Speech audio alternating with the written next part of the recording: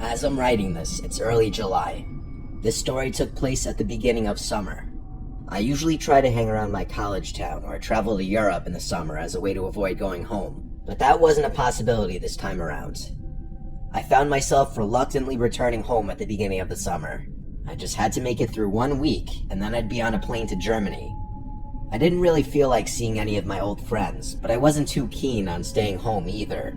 So I found myself waking up early and spending my entire days hiking, watching movies, or even just driving around aimlessly. It was my last day home. I was getting bored of the stuff I had been doing and wanted to do something a little more exciting. My friends and I used to train hop, one of the many unruly activities that I had since cut out of my life. I decided what the hell and drove to a secluded set of tracks I knew about. Freight trains always passed through here, so I knew there would be many options. The tracks were surrounded by trees and various flora, part of the reason I had chosen them. The last thing I needed was to be caught for doing an illegal activity after having been clean for so many years. I parked my car and made my way over to the tracks. Let me describe the layout so it's easy to understand. This specific set of tracks ran through the trees for a while before entering a tunnel.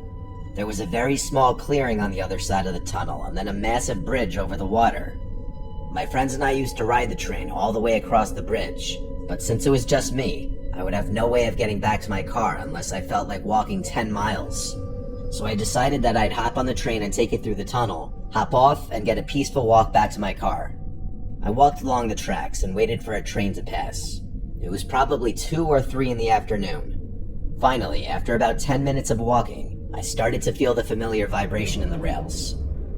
I quickly ran to the side and tried my best to stay out of sight. Usually, as far as I know, freight train conductors didn't care enough to report people walking along the tracks, but I didn't want to take any chances. The train passed, and I waited for a good amount of cars to go by before emerging from my hiding spot. I picked a car that looked easily attainable and began jogging alongside the train like I had done 100 times before.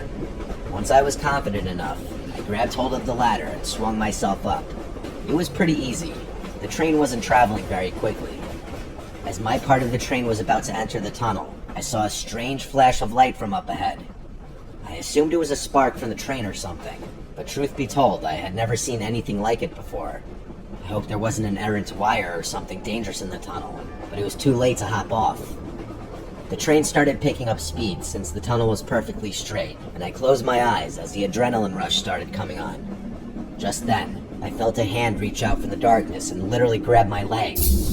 I lost my footing and nearly slipped, but my hands were firmly gripping the train.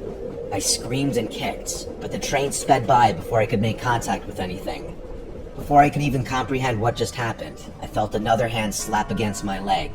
I screamed again before scrambling up the ladder, hopefully out of reach. My heart was racing. What the hell just happened? The train exited the tunnel, and I hopped off without thinking. I waited for the train to completely pass and watched it chug over the bridge. I remember pacing back and forth in the little clearing, thinking about what just happened. Like, were there really people in the tunnel, and what could they possibly be doing there? Why the hell would they try to drag me down? All of these thoughts and more were racing through my mind when a stark realization struck me in the face. The only way back to my car was through the tunnel. There was absolutely no chance in hell I was walking back through that tunnel with those people in there, especially since they'd be able to see my silhouette and I'd be walking through darkness. I sat on the ground for what felt like forever. There was no other option. I couldn't walk across the bridge without risking my life. A train could come along at any second and the bridge was too long. I considered calling someone to come rescue me, but I wasn't even sure if they'd be able to do anything. Police weren't an option. I was breaking the law just being here. I had no choice. I picked up a rock and started making my way through the tunnel. There were 2 people in there, which I knew for a fact, but there could have been more. I had no idea. I got about halfway to the point where I felt the second set of hands, when I heard something. A faint clicking was coming from somewhere in the tunnel. It sounded like a human clicking their tongue, but it could have been made by a machine. It was honestly hard to tell. I froze and thought to myself, continuing to walk this tunnel was a death sentence. I felt a rush of confidence and pulled out my phone. "You better stay back or I'll shoot," I threatened, my words echoing off the tunnel walls. There was a moment of silence. The clicking stopped as quickly as it had begun. I was obviously bluffing about having a gun, but I figured it was better to bluff than just walk in silence. I then pulled up a video on YouTube of a gunshot sound effect, turned up my phone's volume, and played it. It was honestly louder than I was expecting, and with the echo of the tunnel, I prayed to God that whoever was in there bought it. Without waiting another second, I sprinted full speed into the darkness, bracing myself for a fight. I didn't stop running until I had reached the other side. By some miracle, no one tried to grab me. After making it out of the tunnel, I looked back. There was another flash from deep in the tunnel. This time, though, it subsided long enough for me to clearly see two silhouettes standing on the tracks facing me. That was it for me. I turned to leave, but as I was jogging away, the nastiest screech I have ever heard emanated from the tunnel.